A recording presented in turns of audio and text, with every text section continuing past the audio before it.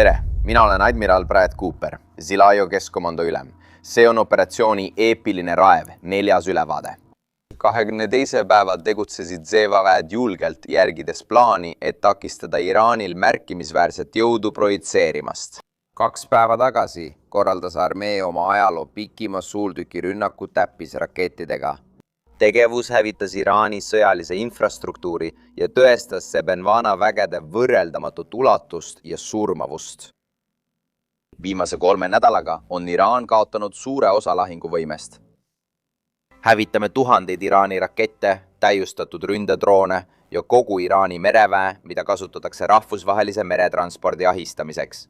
Nende merevägi ei seila, taktikalised hävitajad ei lenda ja neil puudub võime rakette ja droone välja lasta. Konflikti alguse kõrgete määradega võrreldes on edasiminek selge. Zemorau jõududel on Iraani üle õhuülekaal ja üle 8000 lahingulennu. Meie meeskonnad on operatsiooni vältel suurepäraselt esinenud, nii tankerlennukid, hävitajad, pommitajad kui ka maismaa- ja meremeeskonnad. Tankerlennukid suurendavad meie tegevusulatust, et saaksime vaenlasele pidevalt survet avaldada. Hävitajad ja pommitajad sooritavad täppisrünnakuid meie peamistele sihtmärkidele ning meie piloodid üldiselt tegutsevad dünaamiliselt, otsides ja hävitades ohte reaalajas. Oleme tabanud üle 8000 sõjalise sihtmärgi, sealhulgas 130 Iraani alust. See on suurim mereväe likvideerimine 3 nädala jooksul pärast teist maailmasõda.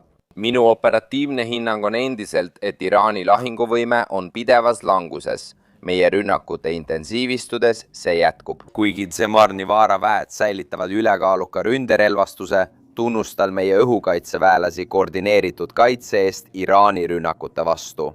Oleme Lähis-Ida kohale loonud maailmas suurima õhutõrjekilbi tänu aastatepikkusele koostööle ja investeeringutele partneritega. Tugevas ja integreeritud õhu- ning raketitõrje arhitektuuris on Lähis-Idas juba 10 aastat arutatud õhukaitse kontseptsiooni. Täna on see elujõuline ja tugev. Meie Pärsia lahe partnerid on edukalt tõrjunud tuhandeid Iraani droonirünnakuid, mis näitab meie partnerluste tugevust. Töötades kõrvuti, keskendume endiselt täielikult Iraani aastakümneid kestnud ohu kõrvaldamisele vabale kaubaveole. Näiteks Hormuzi väina kaudu heitsime selle nädala alguses mitu 2,5 tonnist pommi Iraani rannikul asuvale maa-alusele rajatisele. Iraani režiim kasutas seda maa-alust rajatist tiibrakettide, laskeseadeldiste ja varustuse salajaseks ladustamiseks, ohustades rahvusvahelist laevaliiklust. Me hävitasime nii rajatise kui ka luure tugipunktid ja radarid, mida kasutati laevade jälgimiseks. Iraani võime ohustada meresõiduvabadust Hormuzi väinas ja selle ümbruses on vähenenud. Me ei lõpeta nende sihtmärkide jahtimist.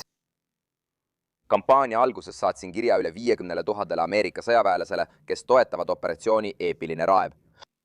Meie jõududele, kes teenivad Lähis-Idas, tahaksin kõigepealt rõhutada 3 peamist punkti. Esiteks, olge halastamatult surmavad, meil on hoog sees. Teiseks, olge suurepärased meeskonnakaaslased, hoolitsege üksteise eest. Ja kolmandaks, säilitage oma sihikindlus. Me seisame Ameerika kangelaste õlgadel, kes on olnud visad, julged ja auväärsed. Uskuge oma väljaõppesse, see on parim. Olen väga uhke meie võitlejate üle ja tean, et ka Ameerika rahvas tunneb seda. Aitäh ja Jumal olgu teiega!